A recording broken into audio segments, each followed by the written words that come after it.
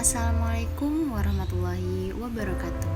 Kembali lagi bersama kami kelompok 8. Kali ini kami akan membawakan materi fonologi bahasa Indonesia dengan pembahasan vokal, semivokal, diftong, dan asimilasi fonetis. Pengertian vokal. Baik, untuk materi pembahasan yang pertama adalah pembahasan tentang pengertian vokal. Yang pertama, pengertian vokal secara umum. Pengertian vokal secara umum ialah bunyi bahasa yang terjadi karena tidak adanya hambatan pada artikulasi di alat ucap. Yang kedua, bunyi vokal yaitu bunyi yang terjadi tanpa hambatan pada alat cakapnya atau tidak memiliki artikulasi. Pengertian tersebut kami temukan di laman ITBU Jakarta, yang mana artikel tersebut judulnya bunyi bahasa. Lalu yang ketiga, bunyi vokal adalah bunyi bahasa yang arus udaranya tidak mengalami rintangan, yang mana pembentukan vokal tidak memiliki artikulasi, serta hambatan untuk bunyi vokal hanya terdapat pada pita suara. Pengertian tersebut kami temukan di sumber Direktori File Universitas Pendidikan Indonesia yang berjudul Fonologi. Dapat kami simpulkan bahwa keduanya memiliki inti pengertian yang sama, yang mana intinya adalah vokal adalah bunyi bahasa yang tidak memiliki hambatan pada alat ucap. Lalu selanjutnya yang terakhir, pengertian menurut kelompok kami. Menurut kelompok kami, bunyi vokal adalah bunyi bahasa yang terjadi saat alat bicara tidak terhambat oleh udara yang mempengaruhi proses artikulasi. Lalu dari ketiga sub pengertian vokal, baik secara umum, baik dari sumber yang kami temukan di laman Google serta kelompok kami, dapat disimpulkan bahwa vokal adalah bunyi bahasa yang terjadi karena tidak adanya hambatan pada alat ucap. Hambatan bunyi vokal hanyalah terdapat pada bagian pita suara. Klasifikasi vokal. Ada beberapa klasifikasi pada bunyi bahasa vokal. Yang pertama berdasarkan posisi lidah yang membentuk ruang resonansi vokal. Yang pertama ada vokal depan. Vokal depan dihasilkan dengan menggerakkan bagian belakang lidah ke arah langit-langit sehingga terbentuk suatu rongga yang menjadi ruang resonansi antara bagian depan lidah dan langit-langit, dan vokal yang dihasilkan adalah bunyi vokal E. Lalu yang kedua, vokal tengah.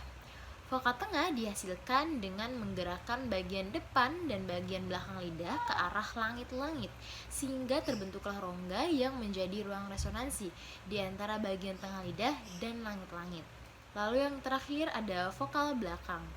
Vokal belakang ini dihasilkan dengan menggerakkan bagian depan lidah ke arah langit-langit sehingga terbentuklah suatu rongga yang membentuk tempat resonansi. Nah, vokal yang dihasilkan ialah vokal U dan vokal O. Menurut posisi tinggi rendahnya lidah, vokal digolong-golongkan atas vokal tinggi atau high vowels, vokal madya atau mid vowels, dan vokal rendah atau low vowels. Pengertian vokal tinggi. Vokal tinggi adalah vokal yang dihasilkan dengan lidah terletak tinggi di dalam rongga mulut, misalnya I dan U. Yang kedua adalah vokal madya. Vokal madya atau tengah dibentuk apabila rahang bawah menjauh sedikit dari rahang atas. Vokal yang dihasilkan E dan O. Yang ketiga adalah vokal rendah. Vokal rendah atau bawah dibentuk apabila rahang bawah diundurkan lagi sejauh-jauhnya. Vokal yang dihasilkan adalah A. Tinggi rendahnya tergantung dari dekat jauhnya lidah terhadap langit-langit.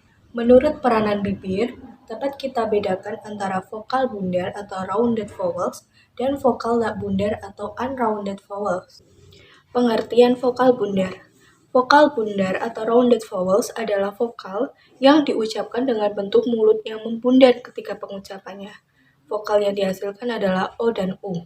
Vokal tak bundar atau unrounded vowels adalah vokal yang diucapkan dengan bentuk mulut yang tidak membundar, melainkan melebar, misalnya vokal E. Menurut lamanya pengucapan vokal dengan mempertahankan posisi alat-alat bicara yang sama, vokal dapat kita golong-golongkan antara vokal panjang atau long vowels dan vokal pendek atau short vowels. Lamanya itu sendiri disebut dengan kuantitas. Lalu yang terakhir, Menurut peranan rongga hidung, vokal terbagi menjadi dua. Yang pertama, vokal sengau atau nasal vowels. Bunyi sengau atau bunyi nasal adalah bunyi yang dihasilkan dengan menutup arus udara keluar melalui rongga mulut, tetapi membuka jalan agar dapat keluar melalui rongga hidung. Dan yang kedua, vokal mulut atau vokal oral atau oral vowels. Bunyi oral adalah bunyi yang dihasilkan dengan jalan mengangkat ujung anak tekak mendekati langit-langit untuk menutupi rongga hidung sehingga arus udara dari paru-paru keluar melalui mulut. Pengertian dan penjabaran semivokal. Pengertian semivokal. Semivokal adalah bunyi bahasa yang memiliki ciri vokal maupun konsonan, mempunyai sedikit geseran dan tidak muncul sebagai inti suku kata. Semivokal bukan vokal yang murni, bukan pula konsonan yang murni, tetapi secara praktis dianggap sebagai konsonan saja. Kualitas semivokal ditentukan tidak hanya oleh tempat artikulasi, tetapi juga bangun mulut atau sikap mulut. Sikap mulut tersebut amat dekat dengan sikap mulut yang perlu untuk menghasilkan vokal tertentu. Misalnya, vokal I adalah vokal yang paling tinggi. Walaupun demikian, tidak berarti bahwa lidah tidak dapat dinaikkan lebih dekat pada langit-langit. Seandainya peninggian itu terjadi, maka terjadilah alur sempit di antara lidah dan langit-langit, dan hasilnya adalah konsonan J. Peninggian tersebut tidak cukup untuk mencapai tempat artikulasi yang dapat dengan tepat kita pastikan. Jadi masih ada sisa dari ciri-ciri vokal. Oleh sebab itu bunyi J kita sebut semivokal. Demikian pula bila vokal U yang merupakan vokal bundar mengenai pembundaran lebih sempit lagi, maka alur yang terjadi terlalu sempit untuk menghasilkan vokal yang sejati, dan dapat disimpulkan huruf U adalah semivokal. Pengertian diftong. Selanjutnya diftong. Diftong adalah dua vokal yang diucapkan sekaligus. Gabungan vokal disebut diftong apabila menghasilkan satu bunyi saja. Misalnya au pada kata kerbau, ai pada kata santai. Sementara itu gabungan vokal au pada bau bukan diftong karena menghasilkan dua bunyi. Disebut diftong atau vokal rangkap karena posisi lidah ketika memproduksi bunyi pada bagian awalnya dan akhirnya tidak sama. Diftong dibedakan berdasarkan letak atau posisi unsur-unsurnya, yaitu diftong naik dan diftong turun. Dikatakan naik karena bunyi pertama posisinya lebih rendah daripada posisi kedua, sedangkan turun adalah sebaliknya. Klasifikasi diftong. Jenis diftong. Yang pertama diftong naik, karena bunyi pertama posisinya lebih rendah dari posisi bunyi yang kedua. Karena lidah semakin menaik di posisi kedua, dengan demikian strukturnya semakin tertutup, sehingga diftong ini juga dapat disebut diftong menutup. Menurut Subardi, bahasa Indonesia mempunyai 3 jenis diftong naik, yaitu yang pertama diftong naik menutup maju, atau yang biasa kita dengar ai, misalnya pada kata pakai, lalai, pandai, nilai, tupai, dan sampai. Yang kedua diftong naik menutup maju, atau yang biasa kita dengar oi, misalnya pada kata amboy dan sepoi-sepoi. Yang terakhir diftong naik menutup mundur, atau yang biasa kita dengar au, misalnya pada kata saudara, saudagar, lampau, surau, pulau, dan kacau. Yang kedua diftong turun, karena posisi bunyi pertama lebih tinggi dari posisi bunyi kedua. Dalam bahasa Indonesia hanya ada diftong naik. Pada diftong turun kali ini kami mengambil contoh dari bahasa Inggris.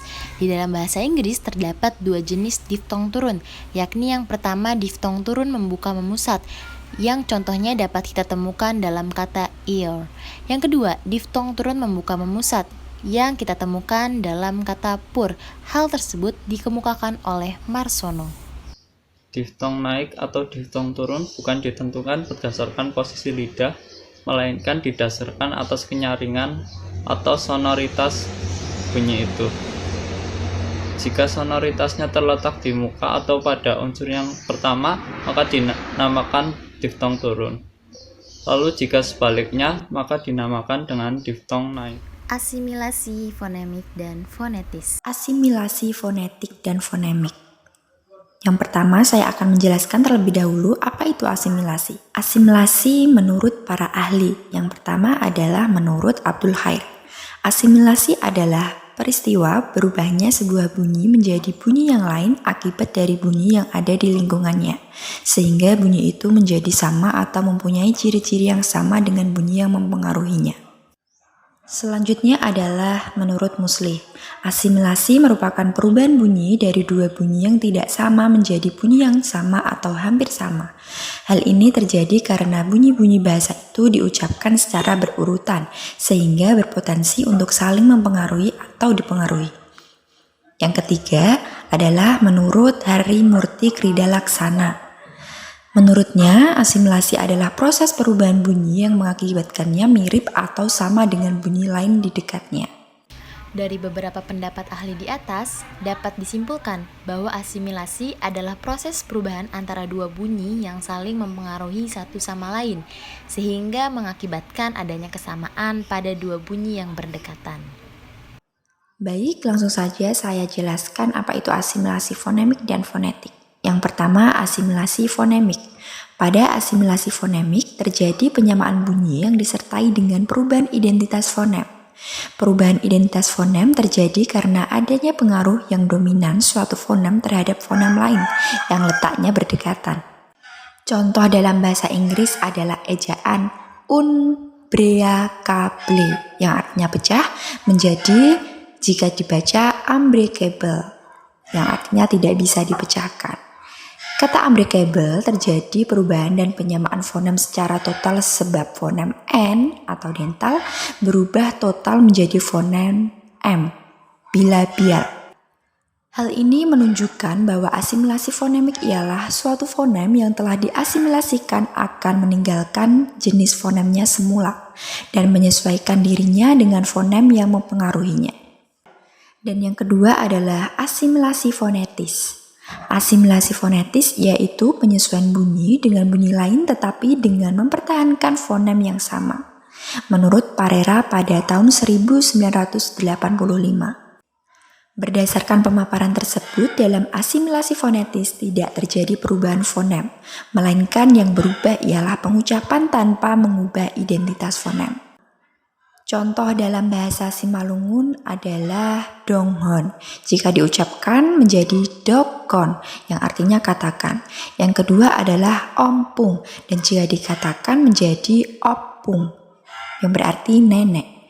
Perubahan itu hanya terjadi di dalam pengucapan saja.